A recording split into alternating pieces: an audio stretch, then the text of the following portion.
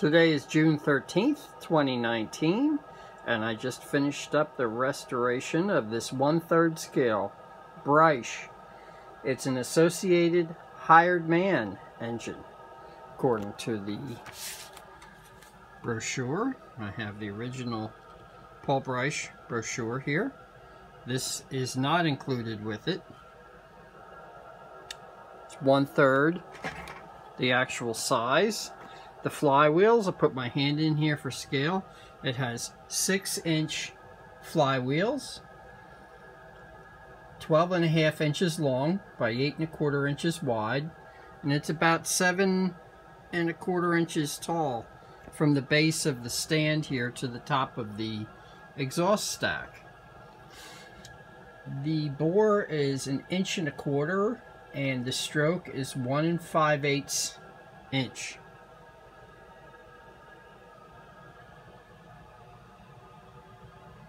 I'm going to take the muffler off for running this here because I'm running it inside again here in Pennsylvania. It's raining again, and I'll start this here at my soldering table where I have a vent rigged up here for the vents air to the outside. So I just put that over the exhaust here, and with the muffler screwed off, it shoots the exhaust straight up.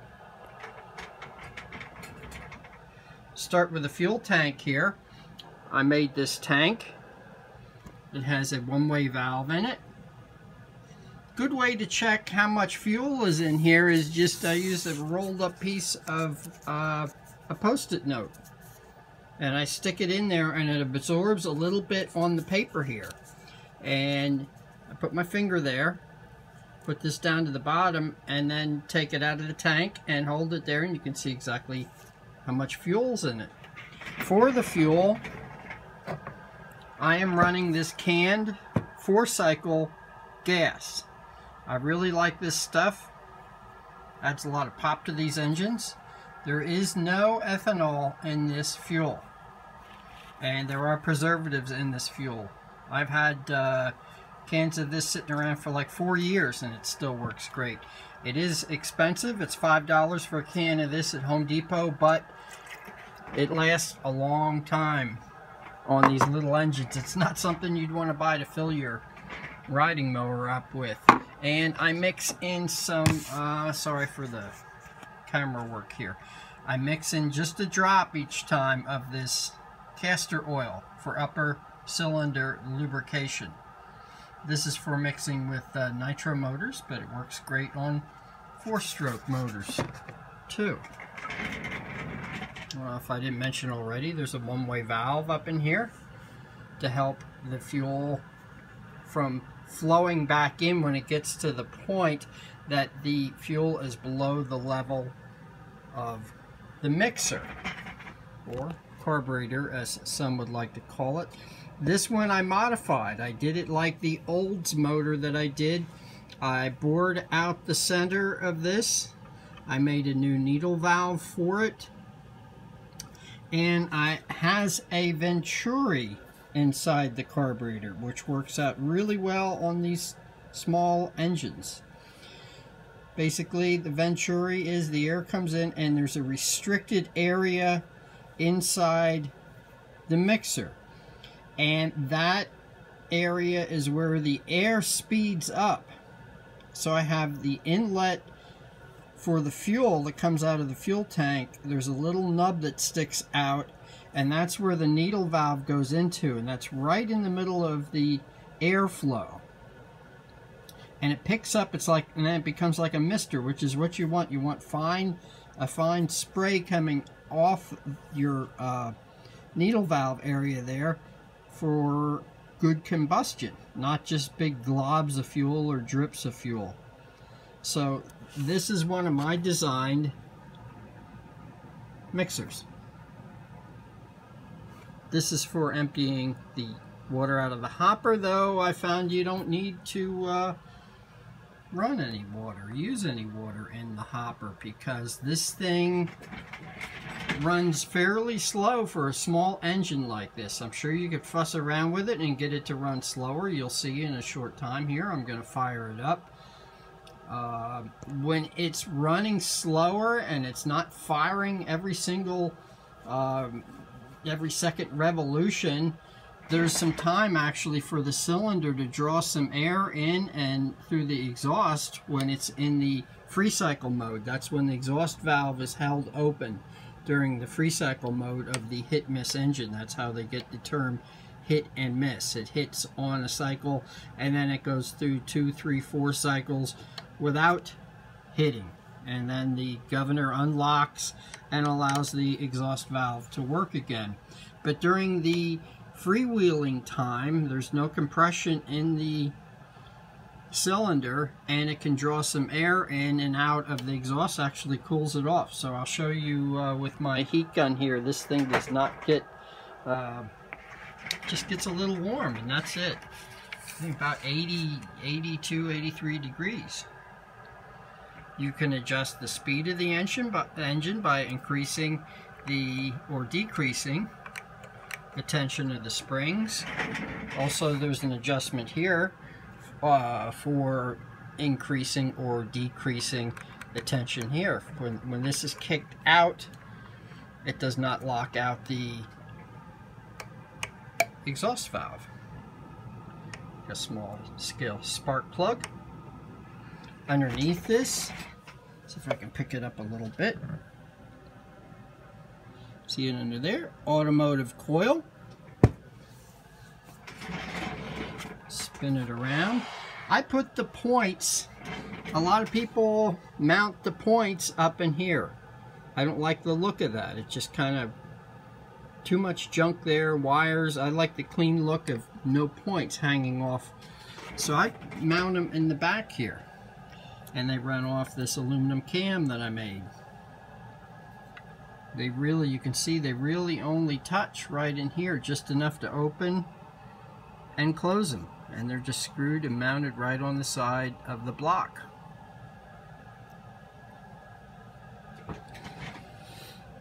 These grease fittings here, you unscrew the cap, and I use, let's see, where's the grease that I like? I like this stuff. Lucas red and tacky grease. It stays put for quite a long time, hence the name tacky, I guess. I'll include this in. This was used with one of my printers to fill up the ink cartridges, but I opened up the end a little bit and that fits right in there, and you can fill this up with grease, and then when you screw the cap down, it'll push the grease, excuse me there, you can see the grease pushing out around the bearings. For the connecting rod here, you can take off this Allen head screw and you inject grease in there, and when you put that in, you can also see it squeezing out around the bearing. The top end of the wrist pin at the piston, I just shoot some oil in there every once in a while. That gets in there. It also gets oil from the drip oil, which I see I still have open here right now, but we'll just leave that open because I have it set. It drips kind of slow, which is good. And there's a hole in the piston there and a little tube, and it drips oil on the wrist pin area as well as oiling your cylinder. Opening that up, you can't really see it well in the video, but you can see when the oil wants to start to drip out here, and I have it so it just drips every once in a while. A drip's just starting to form there.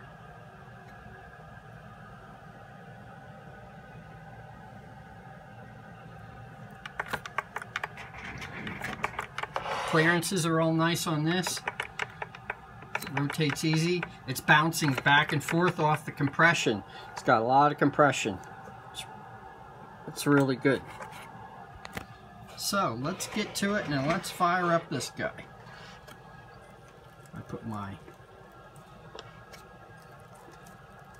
There we go. Runs on 12 volts. I'm running it on a 12 volt gel cell. It's one of my old ones. It's not the best. I have actually a charger on it right now. Should it start not running well for you, check your voltage. It runs off at 12 volts. So if you're getting down around 9 volts, I noticed, or so, 8 volts, it's not going to spark as well, and it's not going to run as well. Because I'm holding my phone here with one hand, I'm going to fire it up with a drill. Oh, see, I hooked it up. Watch that. You hook it up and keep your hands away from this area here. You don't want to getting your finger in there, losing a finger or something like that. I hooked it up and it sparked and it fired a little bit there and turned the flywheel. I'm just firing it off of this nut that's loose, this bolt that's loosely put in here right now. If I had both hands, I could probably start this by hand because it fires up pretty easily. That's all it takes.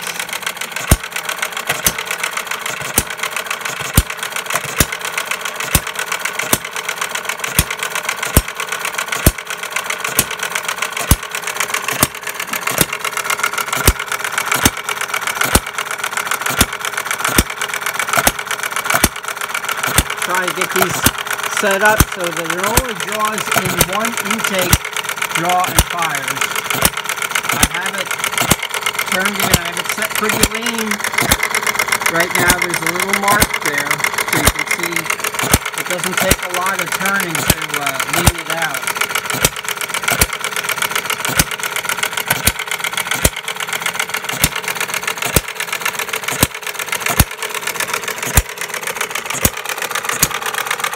Check out the other videos of these engines running, especially the small scale engines like this. You'll find they're not running quite this slow. They'll have them running fast and they don't fire on every intake stream. And that's the design of the carburetor / fuel mixer on this. It really helps with that. You can see how these governor weights go out and they lock out the push rod for the exhaust valve during the times that it doesn't fire.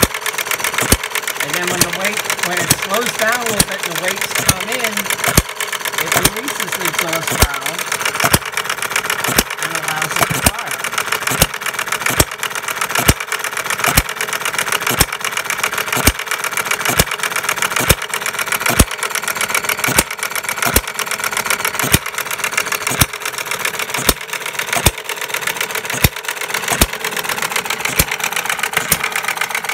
Said if it wasn't raining out today, I would do this outside, but showers and thunderstorms once again here in Pennsylvania.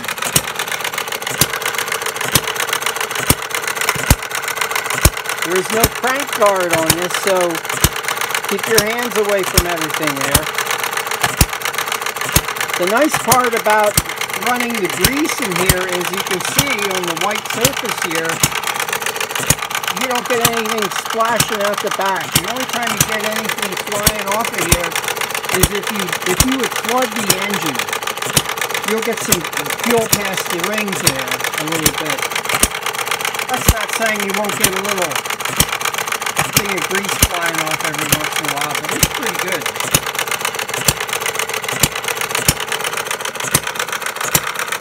Let's see how I can show you the other side of the engine here. To hold this with one hand, and I'm going to spin it away from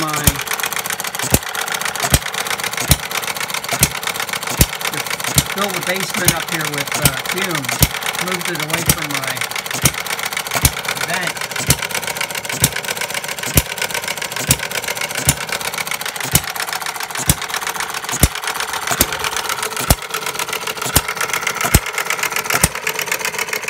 You see, I balanced it well. It's not hopping. There's nothing holding it down on the stand. It's not hopping all over the place. And it's even on rubber feet here.